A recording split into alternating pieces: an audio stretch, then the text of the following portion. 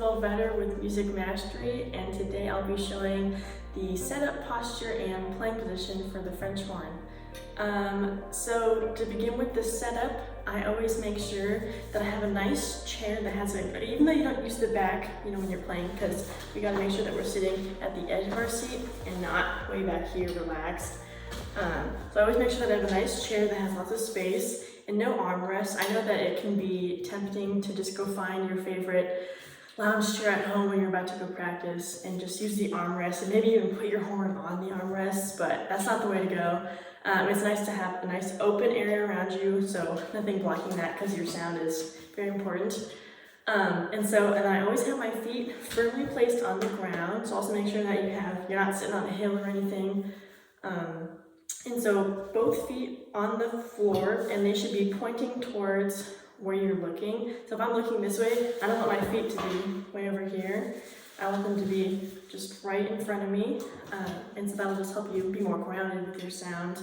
And sometimes I will put my leg that my bell is on, even though I play off, I'll put that leg, I'll kind of angle it backward just to kind of, I don't know, sometimes it helps to move a bit, so when I'm really into the music, I can move a little better if I was just firmly planted versus woo, with the leg a little bit further back. But that's up to the performer. You can do whatever you want, but most importantly, just have both feet on the floor. For posture, you want to be nice and straight. If I'm playing like this, I'm not going to get a very nice tone or sound. Even if I'm playing in some really fancy opera hall, if I'm playing way down here or way back here, it won't turn out as well as if you just have a nice, relaxed position. And you also, even if you're really nervous, it's hard to remember this sometimes, but you don't want to play super tense. You want to be, that's why it's really important before you start playing anything, even if it's just a simple exercise, just do a nice, relaxing breath so that you can just be in the moment.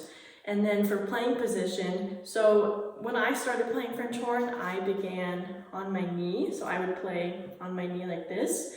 And that's fine when you're first starting, but it's always best to eventually go off the knee. And to put that into perspective, so here's my bell, and I'm gonna face this way so you can see it better. So here's when I was playing on my leg. So the sound is just kind of going down, to the floor. It's out a little bit, but then in the end, it just kind of goes straight to the floor. But then as soon as I put that up, it's a little hard for the trumpets or whoever's sitting behind you, but for the audience, it's really worth it because it really opens up your sound. So I have my hand just like this.